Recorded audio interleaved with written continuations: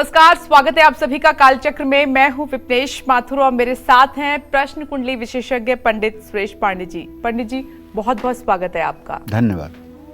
चांदी के गणेश क्या दूर करेंगे कलेश, पीतल के हनुमान क्या हरेंगे हर संकट, स्फटिक के शिव क्या दिलाएंगे हर सुख, 6 देव प्रतिमाएं कैसे पूरी करेंगी हर कामना। जानने के लिए देखिए कालचक्र। जी हाँ, हम सभी के घर के मंदिर में भगवान की अलग अलग मूर्तियों के सामने पूजा करते हैं, लेकिन क्या आपने कभी इन मूर्तियों पर गौर किया है? कभी इनको ध्यान से देखा है? नहीं ना। अलग अलग चीजों से बनी भगवान की मूर्तियां आपको अशुभ फल भी दे सकती हैं। कभी आपने इस बारे में नहीं सोचा होगा। भला भगवान की मूर्तियां कैसे अशुभ फल दे सकती हैं, यही सोच रहे होंगे ना आप। जी हाँ, हर देवी देवता की प्रतिमा एक खास चीज से ही बनी होनी चाहिए, वरना आपको आपकी इष्ट देव की पूजा का पूरा फल कभी नहीं मिल पाएगा। देव प्रतिमाओं से जुड़े इस राज से पर्दा उठाएंगे आज पंडित सुरेश पांडे जी। तो बने रहिए कालचक्र के साथ। इसके अलावा हमेशा हम कहते हैं, कोई भी सवाल है कार्यक्रम के दौरान आपके मन में आता है तो आप हमें फोन कर सकते हैं। हमारा नंबर नोट कर लीजिए, नंबर है 0120665241 और अपनी चर्चा की शुरुआत करें उससे पहले जान लेते हैं कि आज का शुभ मुहूर्त क्या है आपके लिए। आज 20 दिसंबर 2024 दिन शुक्रवार है। आज पौष कृष्ण पक्ष की पंचमी तिथि सुबह 10:48 तक है। इसके बाद षष्ठी तिथि शुरू होगी। मघा नक्षत्र रात 3:47 तक, इसके बाद पूर्वा फाल्गुनी नक्षत्र शुरू होगा। विषकुंभ योग शाम 6:12 तक, इसके बाद प्रीत योग शुरू होगा। इसी क्रम में आज के कुछ अशुभ मुहूर्त भी हैं, जैसे राहु काल सुबह 10:30 बजे से दोपहर 12 बजे तक, गुलिक काल सुबह 9:44 तक और यमगंड काल दोपहर 2:54 से शाम 4:11 तक। इन अशुभ समयों में किसी नए कार्य का शुभारंभ और यात्रा के लिए प्रस्थान बिल्कुल नहीं करना चाहिए। जय मां विंध्यवासिनी। और आइए आज की अपनी खास चर्चा की हम शुरुआत करते हैं। तो चर्चा को शुरू करते हुए सबसे पहले हम बात करते हैं पीतल से बनी देव प्रतिमाओं के बारे में। पीतल से बनी किन देवी देवताओं की प्रतिमा घर में स्थापित करने से आपको हमेशा शुभ फल मिलेगा, आइए पंडित जी से जान लेते हैं। पंडित जी, बहुत जरूरी ये बात है और अमूमन ज्ञान के अभाव में हम कोई भी प्रतिमा स्थापित कर लेते हैं, लेकिन वास्तव में कौन से देवी देवताओं की पीतल की प्रतिमा स्थापित कर सकते हैं हम? देखो, वेदों के आयुर्वेद खंड में पीतल के पात्रों का बहुत महत्व बताया गया है। भगवान धन्वंतरी को पीतल धातु अति प्रिय है। महाभारत में एक कथा आती है कि सूर्यदेव ने द्रौपदी को प्रसन्न होकर के एक पीतल का पात्र वरदान स्वरूप दिया था, जिसे अक्षय पात्र कहा गया। उस पात्र की विशेषता ये थी, एक पीतल की बटलोई थी। उसकी विशेषता ये थी कि जब तक द्रौपदी खुद उस पात्र से भोजन नहीं कर लेती, तब तक द्रौपदी चाहे जितने लोगों को चाहे जो भोजन उस पात्र से करा सकती थी और कुछ भी घटता नहीं था। ये एक हमारे शास्त्रों की मान्यता है। एक बार कौरवों ने सोचा कि अगर किसी तरह से दुर्वासा ऋषि कुपित हो जाएं और पांडवों को श्राप दे दें तो हम लोगों का काम घर बैठे बैठाए चल जाएगा। तो दुर्वासा के पास जाकर के दुर्योधनादिक ने प्रार्थना की कि एक दिन हमारे जो बड़े भाई हैं धर्मराज युधिष्ठिर, उनके यहाँ आप जाइए और उनके यहाँ हमारा आग्रह है कि आप निमंत्रण स्वीकार कीजिए।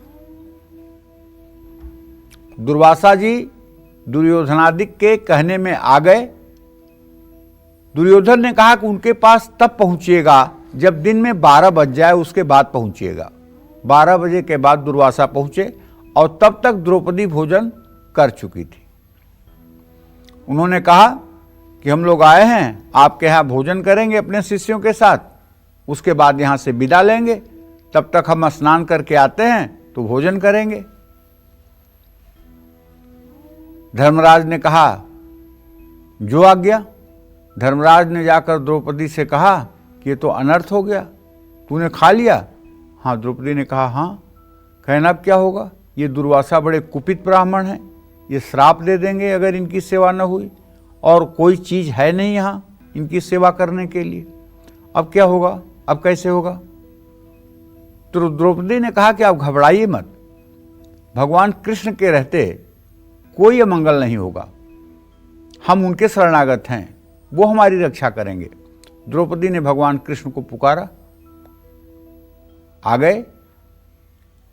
आते ही उन्होंने कहा, श्यामा भूख लगी है बहुत तेज। बोले, अच्छा भूख लगी है बहुत तेज, यहां मैं बुलाई हूं अपने विपत्ति को दूर करने के लिए, और तुम्हें भूख लगी है, हमारी परेशानी सुनोगे कि भूख लगी है? कहे नहीं, भूख लगी है, बहुत तेज लगी है, कुछ तो होगा खाने के लिए। कुछ नहीं है। अच्छा वो तुम्हारी बटलोई कहाँ है? वहां रखी हुई है, धो करके। गए, बटलोई को लेकर के देखे, उसमें एक जगह पता नहीं कैसे साग चिपका हुआ था, उसको लेकर के और जरा सा मुंह में डाल करके एक बार डकार किया कि दुर्वासा के जितने शिष्य से तब सबके पेट फूल गए, सबको डकार आने लगी, और दुर्वासा वहीं से विदा हो गए, नहीं आए लौट करके भोजन करने के लिए धर्मराज के यहाँ। तो कहने का मतलब यह है कि प्रभु जिसकी रक्षा करता है, उसका कोई अगर अनिष्ट भी करना चाहे तो क्या कर सकता है? जाको राखें साइयां, मार सके ना कोय, बाल न बांका कर सके जो जग बैरी होए। इसीलिए मैं बार बार अपने दर्शकों से कहता हूं कि हे भाई, कर्म करते रहो, लेकिन अपनी शरणागति भगवान को दे दो कि हे प्रभु, जीवन में जो भी होगा वो आपके ही नेतृत्व में होगा। जो मैं करता हूं वो आप करते हैं, जो होता है वो आपकी इच्छा से होता है, जो नहीं होता है वो आपकी इच्छा से होता है। कर्तृत्वाभिमान, करने का जो अभिमान है, उसको भगवान के चरणों में शरणागत कर दो। ज्योतिष शास्त्र के अनुसार पीतल पर देवगुरु बृहस्पति का आधिपत्य माना जाता है। पीतल से बनी देवी देवताओं की प्रतिमाओं को अपने घर में स्थापित करने से बृहस्पति ग्रह शांत होते हैं। पीतल से बनी देव प्रतिमाओं की पूजा करने से स्वास्थ्य, समृद्धि और तरक्की होती है। लेकिन ध्यान रखिएगा, आजकल ऐसी भी पीतल प्रतिमाएं मार्केट में मिल रही हैं जो खोखली होती हैं, जिनका ऊपर से आवरण तो होता है लेकिन अंदर से वो खोखली होती हैं। ऐसी प्रतिमाओं की लाख पूजा आप कर लीजिए, कोई आपको सकारात्मक फल नहीं मिलेगा। पीतल की वही प्रतिमा सचमुच में आपके लिए लाभकारी है जो एकदम ठोस हो। अगर ठोस पीतल की प्रतिमा होगी तो उससे घर में ऊर्जा का संचार होगा, घर का वातावरण शुद्ध होगा, और पीतल की देव प्रतिमाओं की पूजा करने से सब प्रकार के कष्ट दूर होंगे। पीतल से बनी किन देव प्रतिमाओं को आप अपने घर में स्थापित कर सकते हैं, ये भी जान लीजिए। जैसे भगवान गणेश की, श्रीहरि विष्णु की, कुबेर की, भगवान श्री कृष्ण की, और हनुमान जी के साथ माँ सरस्वती की और माँ लक्ष्मी की भी पीतल की प्रतिमा आप अपने घर में स्थापित कर सकते हैं। और इन प्रतिमाओं की पूजा करके, इन प्रतिमाओं की विधिवत पूजा करके आप अपनी मनोकामना की पूर्ति कर सकते हैं। और निसंदेह इन प्रतिमाओं की पूजा करने से आपको मानसिक शांति मिलेगी, इसमें कोई संशय नहीं है। जय मां विंध्यवासिनी।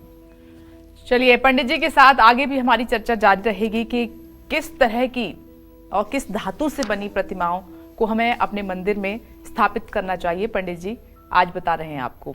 हम मेष राशि की तब तक बात कर लेते हैं। राशिफल की शुरुआत करते हुए कैसी रहेगी आर्थिक स्थिति आपकी, कामकाज, रिश्ते, सेहत, साथ ही क्या है आज का उपाय आपके लिए, शुभ अंक क्या है, शुभ रंग क्या है, जान लेते हैं। मेष राशि का स्वामी मंगल इस समय भी अपनी नीच राशि पर 10 अंश 44 कला पर कर्क राशि में गोचर कर रहा है। मैं आपसे आग्रह करूंगा कि चंद्रमा मंगल का द्वितीय द्वादश संबंध है। आप कहीं कोई बड़ा निवेश मत करिएगा। आज कहीं बहुत ज़्यादा पैसा लगाने की गलती मत करिएगा, वरना आपका डिसीजन गलत होगा और आप नुकसान में जाएंगे। आज आपको हर काम समय पर करना चाहिए, आलस्य नहीं दिखाना चाहिए, समय की बर्बादी नहीं करना चाहिए और काम को ठीक तरीके से करने का प्रयास करना चाहिए। एक बात और है कि मंगल और शुक्र की जो स्थिति है परस्पर सप्तम है।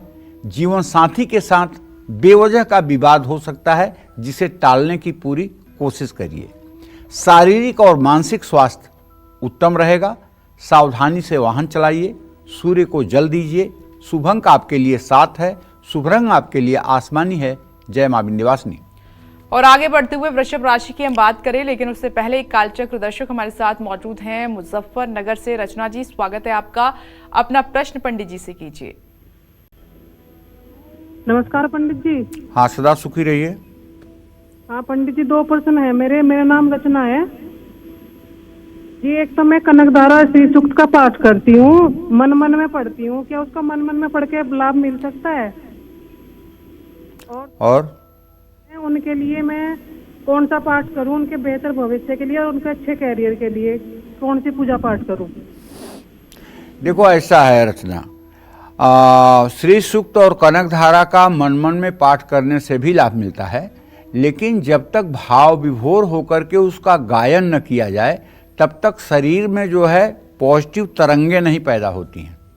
जैसे कनकधारा स्त्रोत आपने मन में कह लिया, एक अलग बात हुई, लेकिन जब आप वही भाव विभोर होकर कहती हैं, अंगम हरे पुलक भूषणमाश्रयन्तीं भृंगांगनेव मुकुलाभरणं तमालम अंगीकृताखिल विभूतिर्पांगलीला मांगल्य दास्तु मम मंगल देवताया मुग्धा मुहुर्विदधति वदने मुरारे प्रेमत्रपा प्रणिहितानि गतागतानि मालादृशोर मधुकरीव महोत्पलेया सा मे श्रियं दिशतु सागर संभवाया। जब इन दोनों स्तोत्रों को पढ़ करके कहा जाता है तो इसका फल 100 गुना हो जाता है, और जहां आप बोलते हो इसको, वहां का वायुमंडल शुद्ध हो जाता है। वहां के वायुमंडल में एक भागवतिक परमाणु जागृत हो जाते हैं।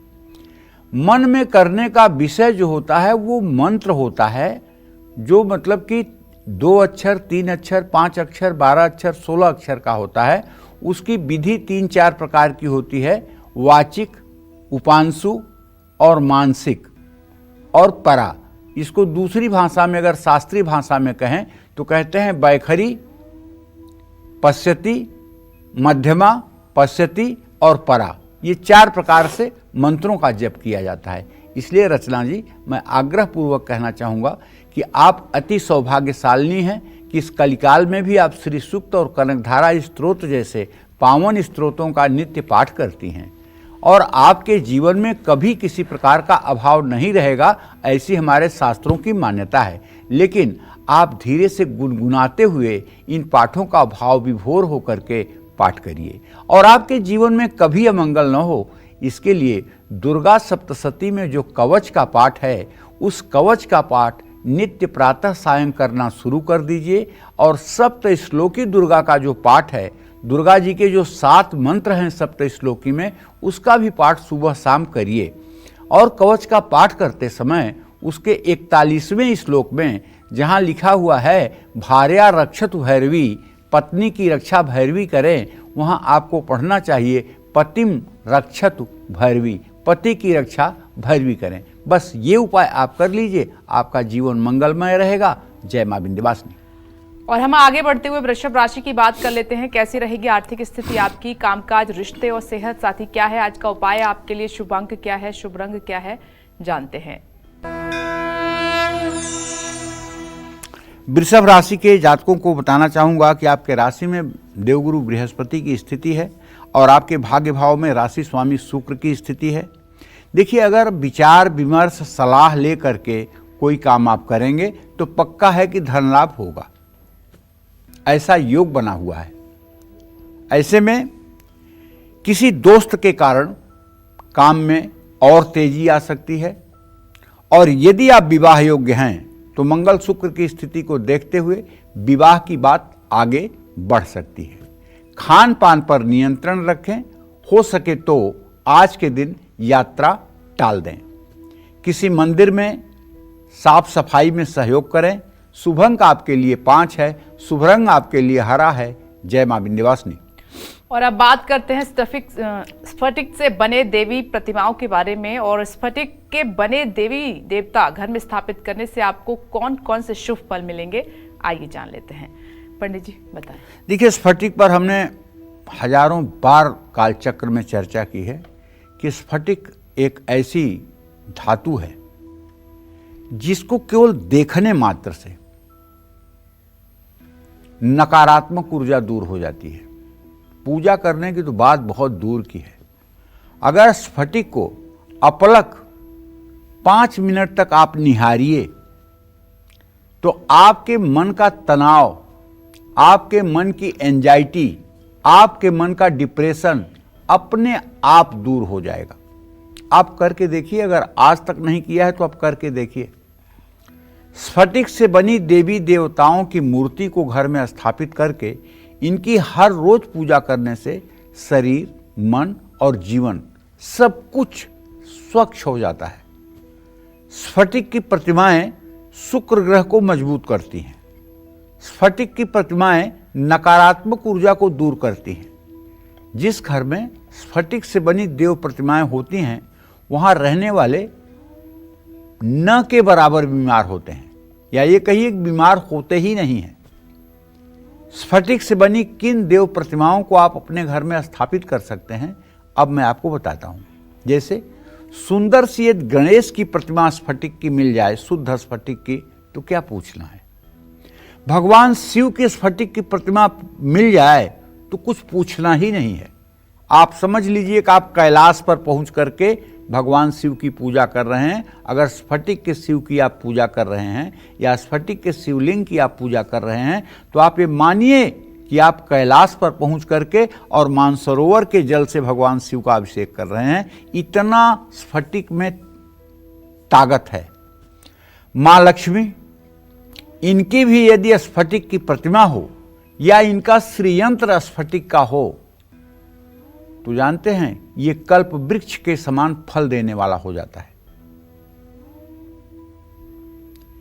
ये सब मूर्तियां आप अपने घर में स्थापित करके हर रोज अगर पूजा करेंगे तो आपकी मनोकामना पूरी होगी। एक अपने दर्शकों को अपना अनुभव शेयर करना चाहता हूं। अगर आप अपने घर में स्फटिक का श्रीयंत्र रखे हुए हैं और स्फटिक का श्रीयंत्र आपका 150 ग्राम से कम का नहीं है, लगभग 125-150 ग्राम का है और ओरिजिनल स्फटिक है, तो उसकी रोज आप विधिवत पूजा करें। आवाहन, ध्यान, आवाहन, आसन, पाद्य, अर्घ, आचमनी, स्नान, वस्त्र, उपवस्त्र, गंधाक्षत, पुष्प, धूप, दीप, नैवेद्य से विधिवत पूजा करें। पूजा करके चांदी के सिंहासन पर लाल कपड़ा बिछा करके श्रीयंत्र को स्थापित करें। जब पूजा हो जाए, जब आरती हो जाए, जब आप समझ लें कि पूजा समाप्त हुई, तब श्रीयंत्र को बाएं हाथ से उठाकर आप अपने दाएं हाथ की हथेली पर रख लीजिए। और यदि कोई संकट आपके सामने है, यदि कोई जीवन में दुविधा आपके जीवन में है, यदि कोई ऐसा महत्वपूर्ण कार्य है जो आपका संशय में है, तो आप श्रीयंत्र से 5 बार प्रार्थना करिए। प्रार्थना सकारात्मक होनी चाहिए, उसमें न अक्षर का प्रयोग नहीं होना चाहिए। इसके पहले आप लिख लीजिए कि आप क्या बोलेंगे, क्योंकि न अक्षर का प्रयोग बिल्कुल नहीं आना चाहिए कहीं से भी। तो कहना क्या है, हे यंत्रराज, आप मेरी मनोकामना पूरी करें। हे यंत्रराज, आप मेरे इस कार्य का संपादन करें। हे यंत्रराज, आप हमारे पति या पुत्र की इस मनोकामना को पूर्ण करें। हे यंत्रराज, आप हमें शिक्षा में सफलता दें, परीक्षा में सफलता दें। इस तरह से जो मनोकामना हो 5 बार 21 दिनों तक लगातार कहने पर वो मनोकामना जरूर पूरी होती है। ये अंधविश्वास नहीं है, अगर कोई कहे कि ऐसा करने से सब हो जाता, हो जाएगा। जिस चीज के आप पात्र हैं, जिसके लिए आप डिजर्व करते हैं, वो हो जाएगा। हाँ, आप अगर कहें कि नहीं मैं विश्व का सम्राट बन जाऊंगा और उसकी आपकी योग्यता नहीं है, नहीं होगा। लेकिन यदि आपकी योग्यता है तो आप हो जाएंगे। अगर आप उसके योग्य हैं, उसके पात्र हैं, तो हो जाएगा। यह अंधविश्वास नहीं है। क्यों? जब आप पूर्ण रूपेण एकाग्र होकर के श्रीयंत्र को देखते हुए अपनी बात को कहते हैं तो ये सारी बातें अंतरिक्ष में जाती हैं और अंतरिक्ष में जाकर के वो आकार लेती हैं और वो आकार आपके सामने प्रकट होता है। आपको अगर ऐसा न लगता हो तो एक किताब है, अंग्रेजी में है लेकिन हिंदी में भी उसका रूपांतर आ गया है, द सीक्रेट। इस किताब को पूरा पढ़ लीजिए।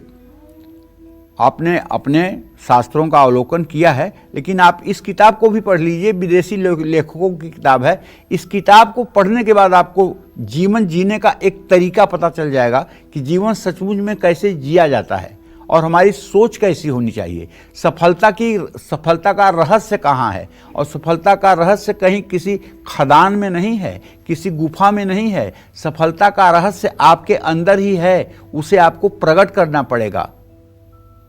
तो मैं तो यही कहूंगा कि आप ये कर लीजिए। और अगर इस विधा में कहीं आपके मन में संशय हो तो एक द सीक्रेट किताब है, ये बुक स्टॉल पे मिलती है। इसे आप ले करके अगर इसका आप संपूर्ण रूप से अध्ययन कर डालें तो आपको बहुत से प्रश्नों का उत्तर अपने आप मिल जाएगा। जय मां विंध्यवासिनी। आइए आगे बढ़ते हुए मिथुन राशि की हम बात कर लेते हैं। आज आपका दिन कैसा रहेगा, भाग्य कितना साथ देगा, जान लेते हैं।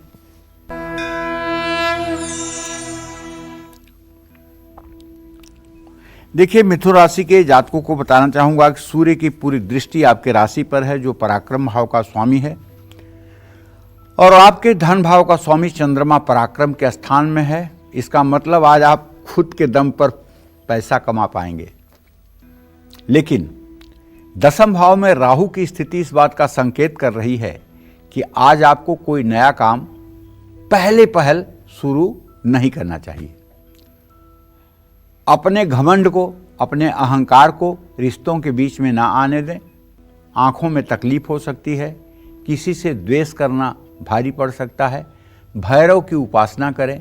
शुभ अंक आपके लिए 3 है, शुभ रंग आपके लिए पीला है। जय मां विंध्यवासिनी। और अब हम बात करेंगे कर्क राशि की, कैसा रहेगा आज का आपका दिन, जान लेते हैं।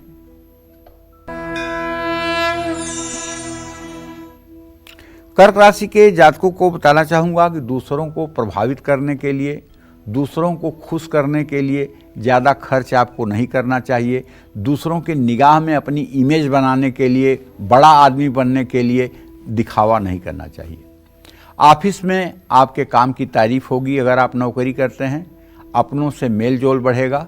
अपनी सेहत के लिए थोड़ा समय निकालिए। ओवर टाइम हो सके तो न करिए। बहुत सोच समझ कर फैसला लीजिए। ज़रूरतमंद को कंबल दान करिए। शुभ अंक आपके लिए 1 है, शुभ रंग आपके लिए नारंगी है। जय मां विंध्यवासिनी। आज पंडित सुरेश पांडे जी आपको बता रहे हैं कि अलग अलग चीजों से बनी भगवान की प्रतिमाएं कैसे पूरी करेंगी आपकी सभी मनोकामनाएं, और साथ ही किन चीजों से बनी देव प्रतिमाओं को घर में रखने से मिलेंगे अशुभ फल। अब तक पंडित जी ने आपको पीतल और स्फटिक से बनी भगवान की मूर्तियों के बारे में विस्तार से बताया। अब बात करते हैं पारद से बनी देवी देवताओं की प्रतिमाओं के बारे में। पारद से बनी देव प्रतिमाएं क्यों हैं बेहद खास, और किस भगवान की प्रतिमा अगर पारद की हो तो मिलता है मान सम्मान और सफलता, आइए जान लेते हैं। तो पारद से बनी कौन सी देवी देवता की प्रतिमा स्थापित कर सकते हैं हम घर में? पारद मतलब विपनेश पारा, जो पारा थर्मामीटर में होता है जी। हम नापते हैं टेम्परेचर तो ऊपर नीचे जाता है, वही पारा। पारे को जब चांदी में मिलाया जाता है, 66% चांदी और 34% पारा, जी। जब दोनों का मिक्सचर किया जाता है तो वो पारद की उससे प्रतिमाएं बनाई जाती हैं। समझ रही हो? और अगर ओरिजिनल पारा होगा, डुप्लीकेसी भी बहुत पारद के नाम पे चल रही है, तो चांदी की जगह गिलेट का लोग प्रयोग कर रहे हैं। अगर ओरिजिनल पारा होगा तो उसकी पहचान है कि आप सोने की अंगूठी उससे टच करा दीजिए, क्षण भर में वो सोने की अंगूठी आपकी जो है सफ़ेद हो जाएगी। क्षण भर में अच्छा, सोने की अंगूठी सफ़ेद हो जाएगी। चांदी का वर्क जो काजू की मिठाइयों पे चिपकाया जाता है ना, चांदी का ओरिजिनल वर्क और पारद की मूर्ति पर चिपका दीजिए तो 2 घंटे के बाद वो वर्क गायब हो जाएगा। वो पारद अपने आप में उसे समाहित कर लेगा। बहुत पावरफुल है। बहुत पावरफुल है। अब इसकी ओरिजिनलिटी होनी चाहिए। जी, पारद के नाम पर गिल्ट भी बना करके मार्केट में उपलब्ध है। जब दूध नकली बिक रहा है, बिल्कुल, घी, जब सब्जियों में इंजेक्शन लग रहे हैं, जब घी में चर्बी है, तो सोना चांदी में अगर मिलावट हो तो इसमें आश्चर्य क्या करना चाहिए। दाल पर पॉलिश, दाल पर पॉलिश है। तो कहने का मतलब ये है, पारे से बनी जो देव प्रतिमाएं हैं, अगर आप लेबोरेटरी में टेस्ट करा लेंगे तो निश्चित रूप से इसका पता चल जाएगा कि ये सही है कि गलत है। और इसके लिए हमारे यहाँ अच्छे अच्छे लैब हैं, गवर्नमेंट से अप्रूव्ड लैब हैं। तो इस प्रतिमाओं को घर में स्थापित करके पूजा करना सबसे शुभ माना जाता है। पारद को सबसे शुद्ध और सात्विक धातु माना जाता है। ब्रह्म पुराण के अनुसार जो भी व्यक्ति पारद से बनी देव देवी देवताओं की मूर्ति को स्थापित करके उसकी हर रोज पूजा करता है, उसको सुख समृद्धि मिलती है। और यहाँ तक शास्त्रों में कहा गया है कि उसे मोक्ष की प्राप्ति होती है। मोक्ष क्या है? मोक्ष है मनुष्य जो जीवात्मा है, इसके आवागमन का जो चक्कर है, इससे मुक्ति मिल जाए, इसको मोक्ष कहते हैं। और ये मोक्ष कहीं बाहर से नहीं आता है। मन एवं मनुष्याणाम कारण बंध मोक्षयो, आपका मन ही बंधन और मोक्ष का कारण है। ये बात भी समझ के रखिए। अगर आप किसी सत्पुरुष का सत्संग सुन रहे हैं, किसी सत्पुरुष का दर्शन कर रहे हैं, किसी के सत्संग में रह रहे हैं, किसी के वचनों पर चल रहे हैं, ऐसे महापुरुष का जो भगवत प्राप्त हैं, जिन्हें तत्वबोध हो चुका है, तो आपका जीवन भी बदल जाएगा। ऐसे व्यक्ति के जीवन में मान, सम्मान, सुख, शांति और सफलता की कोई कमी नहीं रहती है। पारद से बनी किन देव प्रतिमाओं को आप अपने घर में स्थापित कर सकते हैं, अब मैं ये भी आपको बताना चाहता हूं। भगवान शिव। अब शिव का 2 चीज हो सकता है, शिव का विग्रह भी हो सकता है और शिवलिंग भी हो सकता है। मैं प्रीफर करूंगा शिवलिंग के लिए। कम से कम 150 ग्राम वजन का शिवलिंग होना चाहिए। गजब!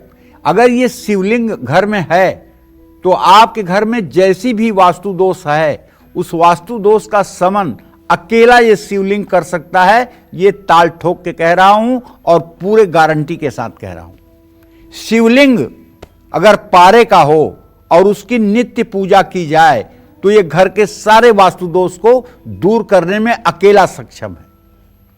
भगवान गणेश की प्रतिमा, भगवान कृष्ण की प्रतिमा, हनुमान जी की प्रतिमा, मां लक्ष्मी की प्रतिमा, मां दुर्गा की प्रतिमा और नंदी की प्रतिमा, अगर ये पारे से बनी हुई है और आप इन्हें अपने घर के मंदिर में स्थापित कर रहे हैं और इनकी विधिवत नित्य पूजा कर रहे हैं, तो निश्चित मानिए कि आपकी हर मनोकामना सद्य पूर्ण होगी। सोने का गहना, सोने की अंगूठी पहन करके हाथों में पारे की मूर्ति को स्नान नहीं कराना चाहिए, स्पर्श नहीं करना चाहिए। उससे क्या होगा कि आपके सोने के अंगूठी का रंग बदल जाएगा और एक दिन सारा सोना खत्म हो जाएगा। जय मां विंध्यवासिनी। चर्चा आगे भी हमारी जारी रहेगी, लेकिन अभी सिंह राशि की हम बात कर लेते हैं। कैसा रहेगा आज का पूरा दिन आपका, जानते हैं।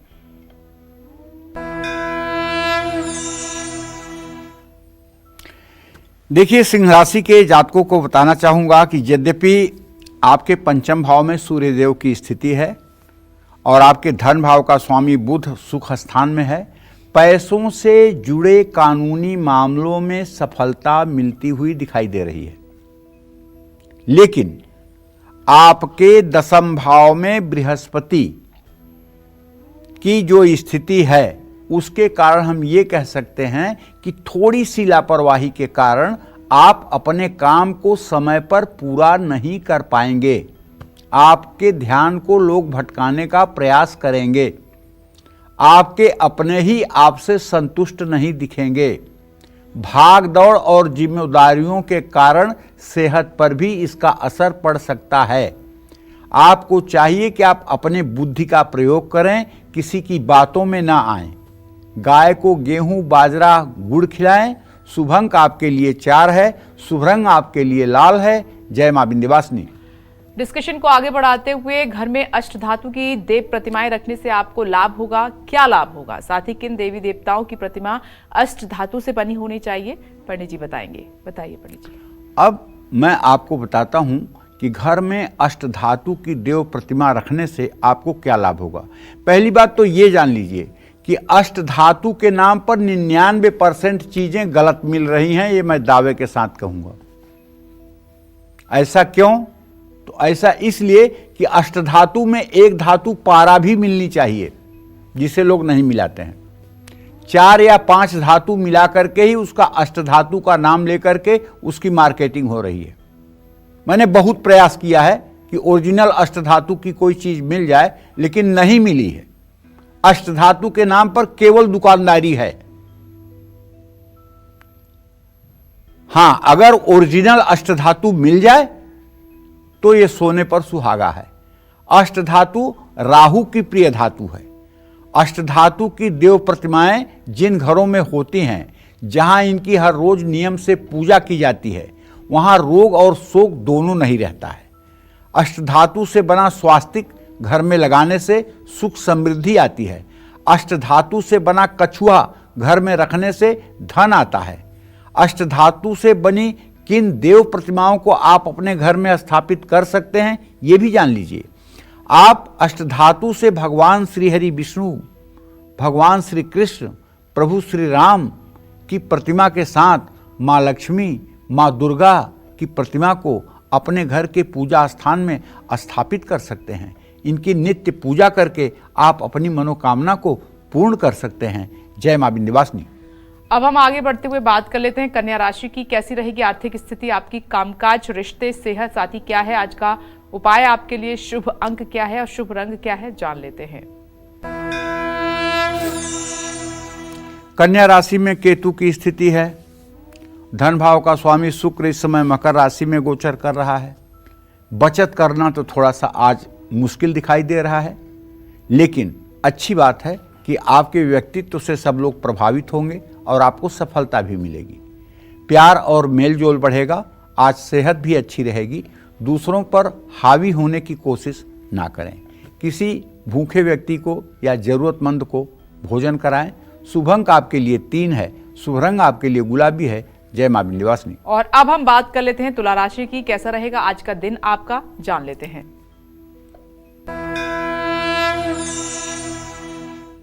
तुला राशि के जातकों को बताना चाहूंगा कि आपके द्वितीय भाव में बुध की स्थिति है। ये आपके व्यय भाव का स्वामी होकर के है। इसलिए मैं आपसे ये बात तो कहना चाहूंगा कि कम से कम परिवार की सलाह लेकर के ही आज आपको कोई आर्थिक निर्णय लेना चाहिए। और यदि आप पुरुष हैं तो अपनी पत्नी से सलाह लें, यदि आप महिला हैं तो अपने पति से सलाह लें, और दोनों की सहमति से ही कोई पैसे से जुड़ा निर्णय लें तो निश्चित रूप से इसमें नुकसान नहीं होगा। सकारात्मक सोचें और अपने काम पर ध्यान दें। दोस्तों या रिश्तेदारों से मुलाकात संभव है। ईर्ष्या और द्वेष से प्रभावित होने की कोशिश ना करें। दूसरों की आलोचना में अपना समय बर्बाद न करें। हनुमान जी को चमेली का तेल और सिंदूर चढ़ाएं। शुभ अंक आपके लिए 8 है। शुभ रंग आपके लिए सफेद है। जय मां विंध्यवासिनी। सोने और चांदी से बनी देव प्रतिमाओं को घर में स्थापित करने से आपको क्या लाभ होगा, साथ ही किस भगवान की मूर्ति सोने की नहीं होनी चाहिए, आइए जानते हैं। बताएं पंडित जी। देखिए, अब मैं आपको बताना चाहता हूं कि चांदी और सोने से बनी देव प्रतिमा से आपको क्या लाभ होता है। चांदी और सोने से बनी देव प्रतिमा सभी मनोकामनाएं पूरी करती हैं, वैभव बढ़ाती हैं और घर में सुख शांति रहती है। जीवन ऐश्वर्य से भर जाता है। चांदी और सोने की देव प्रतिमाओं की षोडशोपचार पूजन करने और रोज आरती करने से हर मनोकामना पूरी होती है। नकारात्मक ऊर्जा दूर होती है, मन में सकारात्मक सोच को बल मिलता है। सोने की प्रतिमा खास तौर पर सुरक्षित स्थान पर ही स्थापित करना चाहिए। इसके चोरी होने पर अशुभ फल मिलता है, इसलिए सुरक्षा की पूरा ध्यान रखते हुए सोने की प्रतिमा या सोने का यंत्र स्थापित करना चाहिए। श्राद्धों में सोने की विष्णु प्रतिमा, चांदी की ब्रह्मा की प्रतिमा और तांबे की शिव प्रतिमा त्रिपिंडी श्राद्ध में स्थापित की जाती है और पूजन करने के बाद पिंडदान करने से पितरों को शांति मिलती है। और अंत में ये तीनों प्रतिमाएं शंख और शालिग्राम के साथ पवित्र गंगा जी में विसर्जित कर देना चाहिए।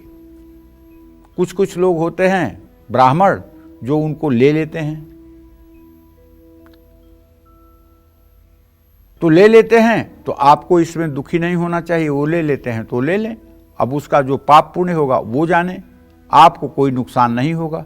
लेकिन अगर वो नहीं लेते हैं तो उन प्रतिमाओं को, तीनों सोने चांदी और तांबे की प्रतिमा को, और शंख जो है वहाँ पे, और एक शालिग्राम की शिला भी होगी जो आपके श्राद्ध में, उसे सबको ले जाकर सिंहासन सहित किसी पवित्र नदी में, जैसे गंगा आज नदी में, प्रवाहित कर देना चाहिए।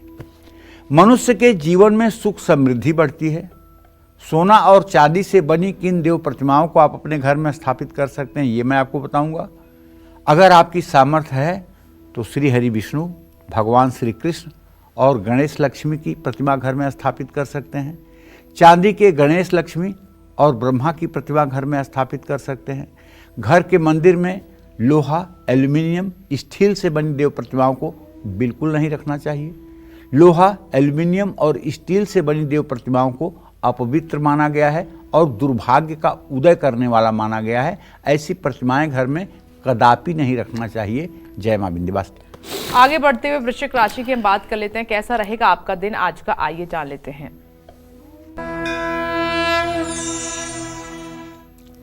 वृश्चिक राशि में इस समय बुध की स्थिति है, द्वितीय भाव में सूर्य, तृतीय भाव में शुक्र, चतुर्थ भाव में शनि की स्थिति है। आज आपको जल्दी पैसा कमाने की इच्छा सताएगी। काम को लेकर के बड़ा फैसला टालने की कोशिश करिए। अपने लोग अगर रूठे हुए हैं तो उनको मनाने की कोशिश करिए। शारीरिक ऊर्जा रहेगी। अहंकार छोड़िए, अपनी गलती को स्वीकार कीजिए। तांबे के गिलास में पानी पीजिए। शुभ अंक आपके लिए 9 है, शुभ रंग आपके लिए बादामी है। जय मां विंध्यवासिनी। चलिए बात कर लेते हैं धनु राशि की, क्या कहता है धनु राशि का राशिफल, कैसा रहेगा आज का दिन, जानते हैं।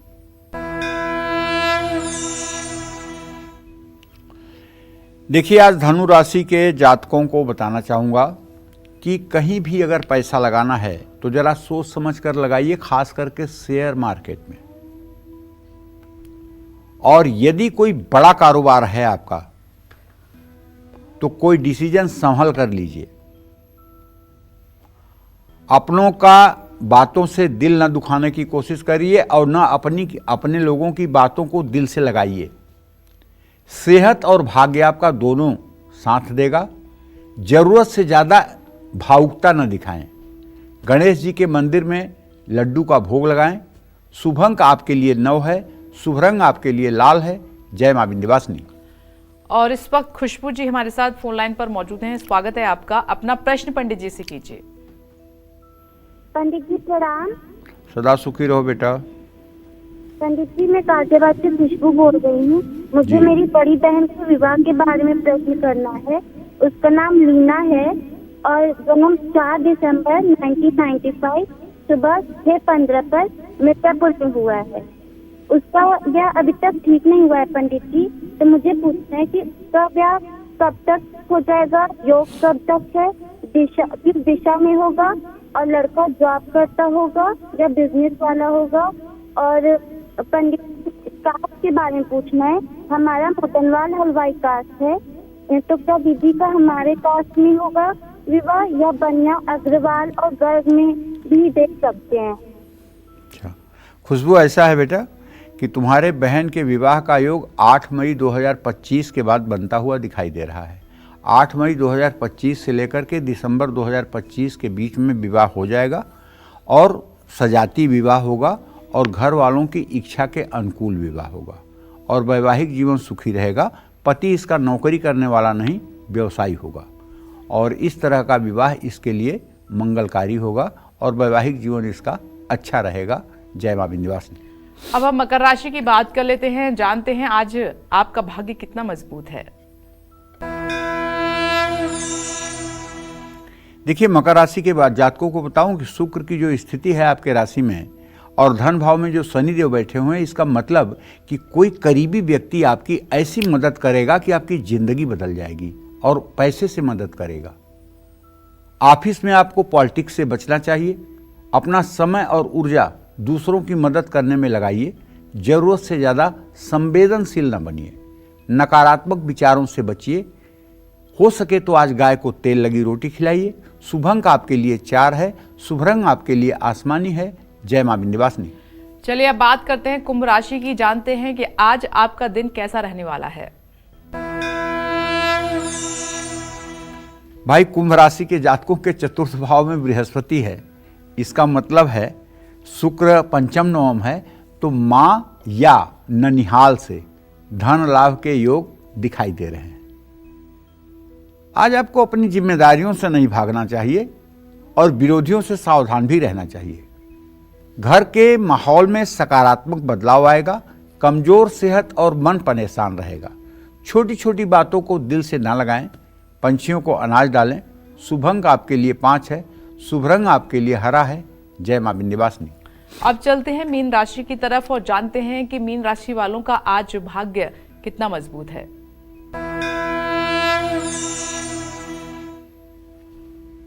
मीन राशि के जातकों को कहना चाहूंगा कि आपके राशि में राहु की स्थिति है भाई, और आपके व्यय भाव में शनि है। तो इसका मतलब बिना किसी एक्सपर्ट की सलाह लिए अगर आप कहीं पैसा लगाएंगे, पक्का नुकसान होगा। अगर आप नौकरी करते हैं तो आपके काम की तारीफ होगी। पुरानी रुकी हुई घरेलू जिम्मेदारियां पूरी होंगी। सेहत का साथ मिलेगा। सोच समझकर डिसीजन लीजिए। किसी जरूरतमंद की मदद करिए। शुभ अंक आपके लिए 8 है। शुभ रंग आपके लिए नीला है। जय मां विंध्यवासिनी। चलिए अब बात करते हैं आज के लकी ईमेल कुंडली विजेता की, और आज की हमारी ईमेल कुंडली विजेता हैं अमृतसर पंजाब की रहने वाली शिवानी शर्मा। ये हमारे साथ फोन लाइन पर इस वक्त मौजूद हैं। शिवानी, मुबारकबाद और स्वागत आपका। अपना सवाल पंडित जी से कीजिए। हेलो, प्रणाम पंडित जी। सदा सुखी रहो। शिवानी, आपका डिटेल है मेरे पास बेटा। 26 दिसंबर 1996 सुबह 8:40 अमृतसर पंजाब। अगर सही है तो अपना सवाल पूछिए। ठीक है पंडित जी, मेरी शादी कब तक हो गई और मुझे कौन सी फील्ड में काम करने वाला लड़का मिलेगा? मेरी बड़ी बहन के बारे में मुझे जानना है कि उसका अपना घर कब बनेगा। वो जॉइंट फैमिली में रहती है और मेरा छोटा भाई है, यूके गया हुआ है, थोड़े कुछ ही दिन हुए अभी। तो वो कब तक सेटल हो जाएगा? पीआर कब तक मिलेगी? देखो, आपके कुंडली के हिसाब से बहुत से प्रश्नों का उत्तर देना तो मेरे लिए असंभव है, क्योंकि जब भाई बहन की उम्र जो है 12 साल से ज़्यादा हो जाती है तो उनकी अपनी कुंडली ज़्यादा प्रभावी हो जाती है। हाँ, आपके विवाह के बारे में कह सकता हूँ कि जब बृहस्पति अपना गोचर बदलेगा, अर्थात जब मिथुन राशि में बृहस्पति आएगा 8 मई 2025 को, तो उसके बाद से आपके विवाह के योग बनेंगे जो अप्रैल 2026 तक आपका विवाह करवा देंगे किसी भी कीमत पर। आपके कुंडली में धर्म कर्माधिपति योग है। सूर्य और बुध की युति है। आप पूरे जीवन सुखी जीवन जिएंगी, इसमें कोई दो राय नहीं है। लेकिन तुम्हारे कुंडली का माइनस पॉइंट है, शनि और केतु तुम्हारे माता के स्थान में, मंगल और राहु पिता के स्थान में। माता पिता का जीवन बहुत संघर्षमय है और तुम्हारे पति की आजीविका मेडिकल प्रोफेशन से जुड़ी होगी। दवाइयों से जुड़ी उनकी आजीविका होगी, चाहे वो मेडिकल फील्ड में नौकरी करते होंगे और चाहे मेडिकल का उनका अपना व्यवसाय होगा। बड़ी बहन के बारे में जो पूछा है तुमने, घर के बारे में, अगर मेरा अनुमान ठीक है तो मैं ये कह सकता हूँ कि अभी घर में ज़्यादा विलंब की स्थिति नहीं दिखाई दे रही है। मार्च 2025 के बाद कहीं ना कहीं ये घर के लिए डिसीजन ले सकते हैं। भाई जो विदेश गया है उसके बारे में तो यही कहना चाहूँगा कि 9वें भाव का स्वामी शुक्र इस समय 10वें भाव में है। थोड़ा स्ट्रगल जरूर है, लेकिन उसे भी सफलता मिल सकती है। आपको चाहिए कि आपकी शनि की दशा चल रही है, आप हर शनिवार कम से कम 7 जरूरतमंद लोगों को काली उड़द के दाल की खिचड़ी बना करके अगर खिलाएं तो चमत्कार आपको देखने में मिलेगा। 7 शनिवार चावल, काली उड़द की दाल, उसमें थोड़ा सा आलू टमाटर डाल करके और उसकी बढ़िया खिचड़ी बना करके सरसों के तेल और जीरा से उसका छौंक लगा करके और 7 जरूरतमंद लोगों को अगर आप खिला दें पेट भर करके तो निश्चित रूप से आपका भाग्योदय हो जाएगा। जय मां विंध्यवासिनी। और इस वक्त उमेश जी हमारे साथ फोन लाइन पर मौजूद हैं। स्वागत है आपका, अपना प्रश्न पंडित जी से कीजिए। नमस्कार। हेलो। हाँ बोलिए। हाँ जी पंडित जी नमस्कार। पंडित जी मैं उमेश बोल रही हूँ मुजफ्फरनगर से। मेरा बेटा है मनीष मलिक जी। हाँ जी, इसका 21 नवंबर 1987 का जन्म है, समय 8:15 बजे जी। और जी मुजफ्फरनगर से ही है जी। पंडित जी ये बीज का व्यवसाय करता है जी। किसका व्यवसाय? बीज जो धरती में जमीन में वो रखता है जी बीज। 5 साल हो गए जी इसे करते हुए जी। हाँ हाँ जी पंडित जी ज्यादा अच्छा नहीं चल पा रहा है जी, हर टाइम जो ऊपर नीचे चलता रहता है जी, परेशान रहता है जी, हम भी और वो भी जी। और पंडित जी इसका भविष्य कैसा होगा? इसकी पत्नी अलका, क्या इसका सरकारी टीचर में नाम आओगा, वो नंबर आएगा क्या जी? एक इसकी बेटी है हमारा मलिक, इनका सबका ही भविष्य बताइए जी। और इसकी बीमारी भी चलती रहे जी मनीष मलिक की। देखिए ऐसा है कि आपके पुत्र भाव का स्वामी बुध है जो इस समय वृश्चिक राशि में है, इससे 6ठे भाव में शनि की स्थिति है। पहली बात तो इनका स्वास्थ्य बहुत अच्छा नहीं रहता है। दूसरी बात व्यवसाय कर रहे हैं, ठीक है, अगर व्यवसाय का स्थान सही चयन कर लें तो यही व्यवसाय अच्छा चल सकता है। खाद बीज कीटनाशक दवाओं का व्यवसाय इनका बहुत अच्छा हो सकता है। इनका पारिवारिक जीवन ठीक है, बशर्ते ये है कि परिवार में बीमारियों के लक्षण दिखाई दे रहे हैं।